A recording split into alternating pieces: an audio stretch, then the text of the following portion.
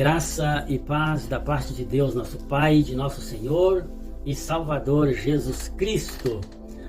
O Senhor Jesus, Ele quer fazer milagres na sua vida. Primeiro, Ele quer salvar a sua alma. E segundo, Ele quer te usar nesse mundo como sua testemunha de salvação, de transformação. Porque o Senhor Jesus, Ele veio trazer uma revolução. Revolucionar este mundo com a sua palavra. Uma revolução não de violência, não de guerras, de maldade, mas uma revolução espiritual para o bem. Por quê? Porque o Senhor Jesus, Ele veio buscar e salvar o que se havia perdido. E Ele quer salvar a sua alma neste momento. Ele quer libertar a sua vida. Ele quer te dar esperança, Ele quer te dar saúde, tanto física como espiritual. O Senhor Jesus, Ele é um divisor de águas, tanto na história da humanidade, quanto na história de cada um de nós que tomamos a decisão de receber Jesus como Salvador. O Senhor Jesus, Ele foi um divisor de águas na minha vida. A minha vida tem o antes de Cristo e o depois de Cristo, quando eu o convidei e o deixei entrar na minha vida, no meu coração. E Ele quer fazer esse divisor de água na sua vida também. Ele quer mudar a sua história.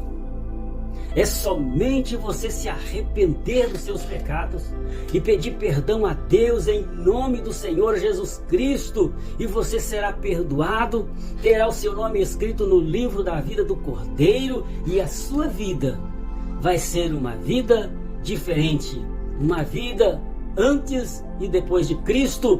Você fará a comparação e verá que a vinda, ou seja, que a vida depois de Cristo é uma vida de esperança, de alegria e paz no coração. Não que nós não vamos passar por problema. Mesmo na dificuldade, nos problemas, nós temos alegria e esperança, porque a nossa esperança não é no que nós vemos. A nossa alegria não é no que nós vemos para sentir, não. A nossa alegria é que o Espírito Santo está em nosso coração. Eu vejo na vida do apóstolo Pedro, quando ele foi preso por estar ali pregando a palavra do Senhor, ele foi preso e ele estava sendo muito bem guardado naquela prisão. E o interessante é que a igreja fazia contínua oração em favor de Pedro, e de repente uma luz raiou na prisão, e o anjo tocou na ilharga de Pedro e o acordou. Agora veja você, o camarada estava preso, ele tinha certeza que no outro dia ele ia ser morto por Herodes, porque Herodes já tinha passado a espada ao apóstolo Tiago. Então ele estava tão preocupado que ele estava dormindo, porque o apóstolo Pedro, mesmo vendo que ele poderia sofrer, ele tinha tanta confiança no Senhor Jesus, que ele pôde dormir em paz. E o anjo acordou, tirou ele dali, ninguém viu. Procuraram Pedro no outro dia dentro daquele lugar, não encontraram, porque o Senhor o tirara. Então o Senhor, Ele quer passar com você as dificuldades, porque quando nós não aguentarmos mais caminhar, aí o Senhor Jesus nos carrega em seus braços. A palavra de Deus, ela é recheada em bênçãos que Deus concedeu àqueles que o servem, que serviram na antiguidade. E a palavra lá, ela está escrita, a Bíblia mesmo diz que ela foi escrita para nosso exemplo, para nós tomarmos o exemplo das pessoas que serviram a Deus na antiguidade, na igreja primitiva, no começo da igreja, o que Deus operou e o que Deus opera hoje, porque hoje, nesse momento, existem cristãos lá fora, no continente africano, no continente asiático, existem cristãos lá sendo torturados, sendo assassinados, sendo levados a uma situação cruel, mas eles estão com esperança, eles estão alegres, porque a alegria não vem da terra. A nossa alegria, a nossa força, ela vem do Senhor Deus, que fez os céus e a terra. E muito em breve o Senhor Jesus Cristo voltará para buscar a sua igreja. E eu gostaria que você fizesse parte desse povo que vai morar no céu. Esta mensagem, este vídeo, ele não é muito bem recebido na sociedade. Pelo contrário, ele é rejeitado quase que 100%. Por quê? Porque nós estamos falando aqui a verdade. Não estamos prometendo, distorcendo a palavra de Deus, prometendo bênçãos, riquezas e glória desta vida. Nós estamos aqui falando a verdade da palavra de Deus, que traz esperança e traz uma glória na eternidade.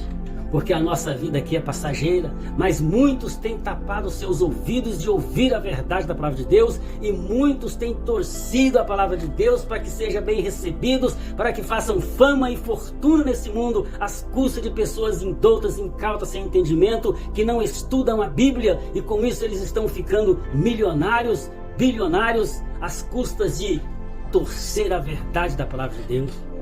Mas naquele dia, todos nós, eu que estou falando a palavra de Deus aqui agora, eu terei que dar conta diante de Deus um dia, se eu distorcer a verdade da palavra de Deus.